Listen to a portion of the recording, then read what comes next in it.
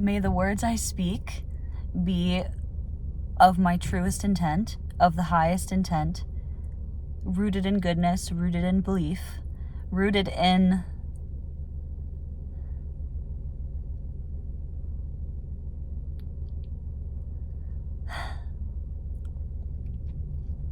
here it is. You do not need to take on the beliefs of anybody else. Train this mind, your vessel, train it to be more discerning. You interact with so many people, physically and also virtually.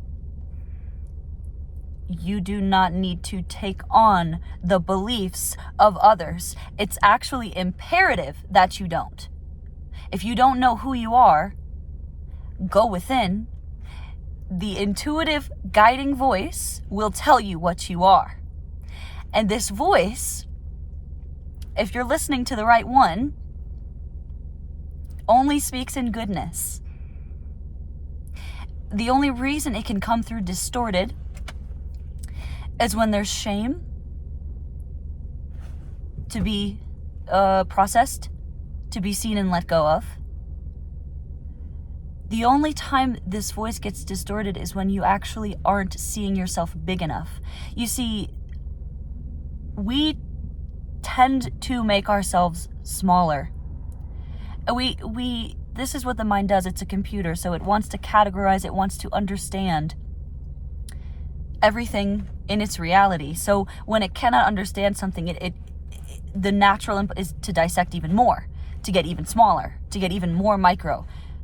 But what you actually need to do is the total opposite and go macro. Because what's happening when you're not, if you're seeing yourself in any kind of, let's use the word negative, in a negative light, in a light that is displeasing, okay? So inviting shame, you're actually not seeing yourself big enough. You're not seeing yourself from a high enough perspective.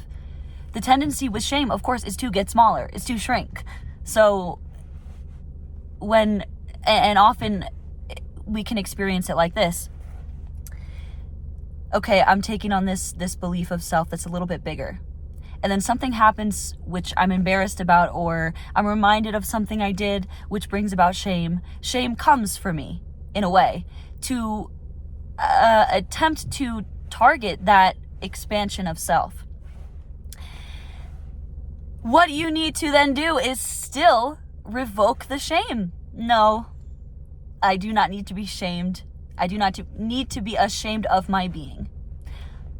I am whole. I am complete. I am exactly what I need to be now. There's no conditions that need to be met in order for me to be whole and complete. Okay? There's no conditions.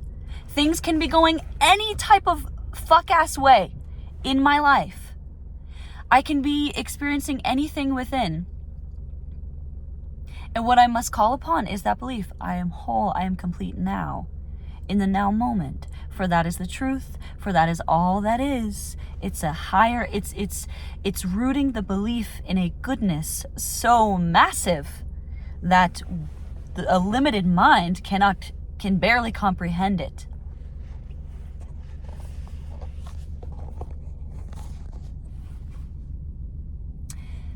The truth of what we are is so good that it can be difficult to comprehend. I'm trying to set this up here. Jeez, good east. I'm like checking myself now because I'm like, hey, who are you being right now? You got wisdom? Who are you being sharing wisdom on the internet? Who are you? I don't know, dude. I just feel passionate.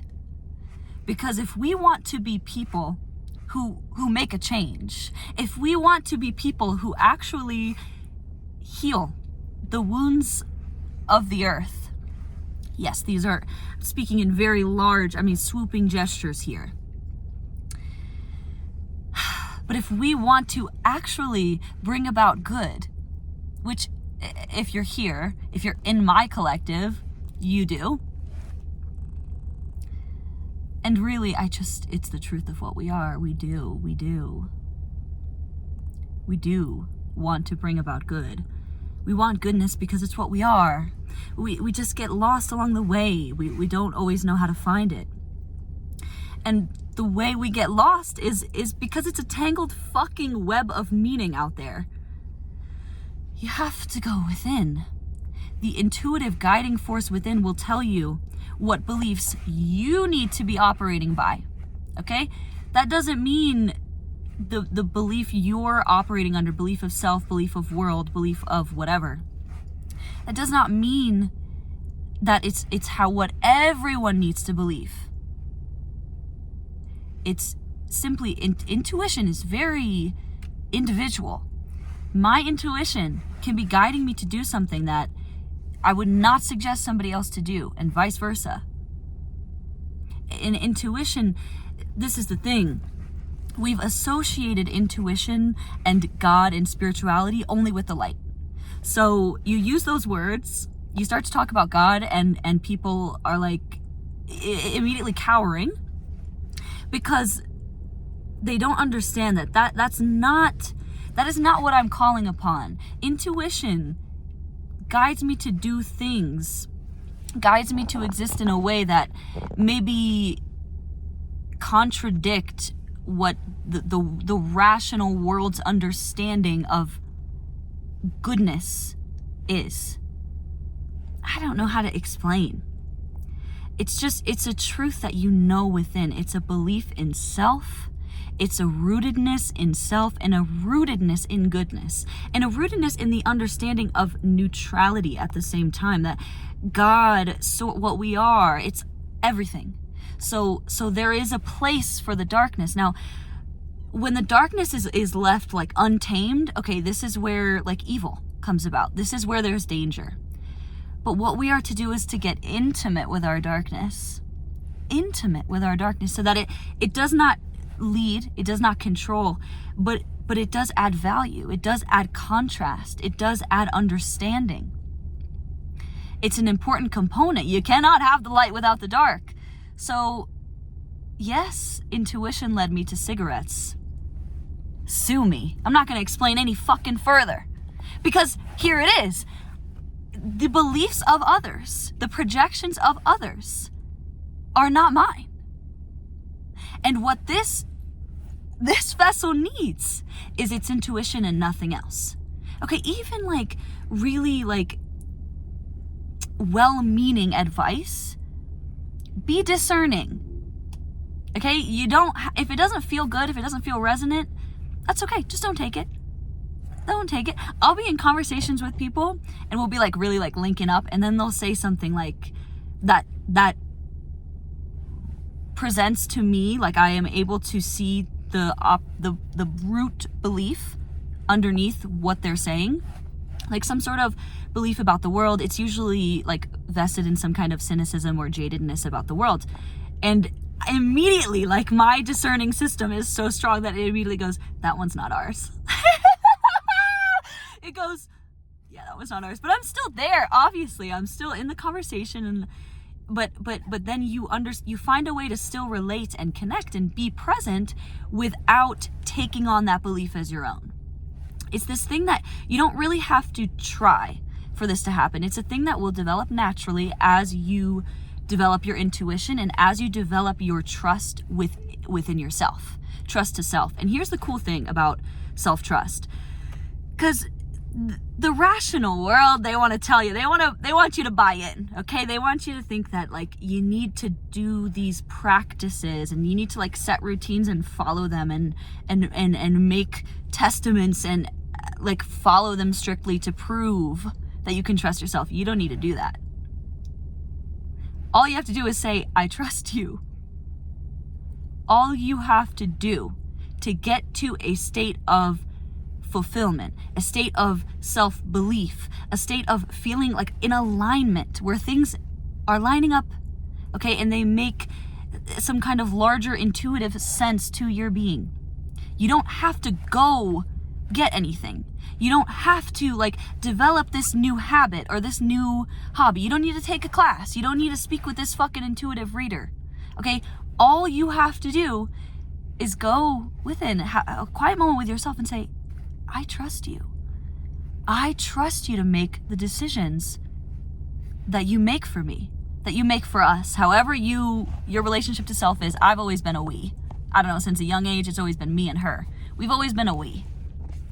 And that's the duality of it all. That's the art. The art comes in, that's the individuality and the different ways in which we all access this higher truth. That's art. But the higher truth is what we're accessing, and when you meet another who knows, you know. You don't have to go seeking to get to this state. Here's what I will tell you though. Like when you first start new things, oftentimes, like, because of whatever programming, limiting beliefs you already have running, you will meet resistance. Like you will meet, so for instance, like you can attempt to say like, I trust you, and you'll meet a resisting thought, or even it could be a circumstance in your life that will suggest to you, oh, you fucked up. Oh, see, you shouldn't trust yourself because you fuck up, because you don't make good decisions, because you don't know how to handle da-da-da-da-da-da-da. Let it talk, okay? Let it talk. Oh, interesting. I trust you. Let the reality do what it does and just let it pass you by. Let these experiences like pass. I mean, obviously, sometimes, you know, life gets real and you have to handle things, obviously. And you do get pulled in, and it's okay. It's okay to get pulled in. But you just remember, anytime you can, it's just like meditation, where you're always like kind of, okay, thought comes up and maybe you get lost in the thought, but you pull yourself back to the present. It's just like that, but it's extended and it's over your whole life. And as you do this, your belief in self, your trust with self you'll just naturally grow stronger.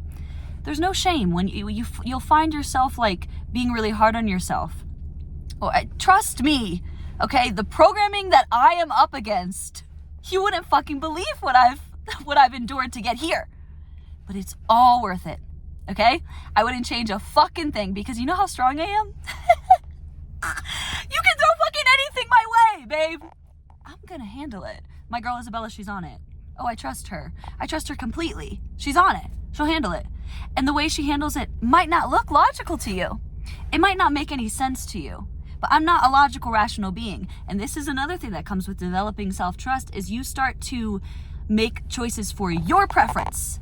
You learn about your preferences because you trust yourself enough to make choices that go against what society's telling you to do, what your family's telling you to do, maybe what even an old version of you is telling you to do. You're brave enough, you're strong enough to say, I don't know, it doesn't quite feel right to me. There's something, I want to go with this inner knowing. And the trust naturally builds. It naturally compounds. And then you get to a point where you're in conversations with people and they start saying shit, and there's like an inner voice that just goes, don't worry, babe, just keep chatting, but don't worry, we detected that, we ain't taking that one in. That one's not coming into this vessel. Like, we don't need to take in everybody else's belief about self, okay? And if we want to actually help people and make change in this world and bring people to peace, bliss, joy, fulfillment, all of these states which are accessible and free, okay? So freedom. You don't need to fucking buy a class. You don't need to know more. You don't need to be better. Nope. They are they are our birthright. To bring more people to this state, we must be empowered. We must be versions of ourselves that can trust ourselves. We must trust ourselves. We must be able to make discerning decisions in the world of illusion. And discerning decisions, honestly, like, you don't really even need to worry about the physical decisions you're making. What you need to pay attention to is the beliefs that you're operating by, because that's what determines your decisions. It's belief. It all happens within first. Pay attention to the beliefs that you're operating under. Yes, there's healing work, okay? If you're at the beginning of this journey, there's healing work, baby. But we're never done. We're always doing it. But also, I feel like even that's a belief that has colonized my mind. Because no, I don't need to heal anything else.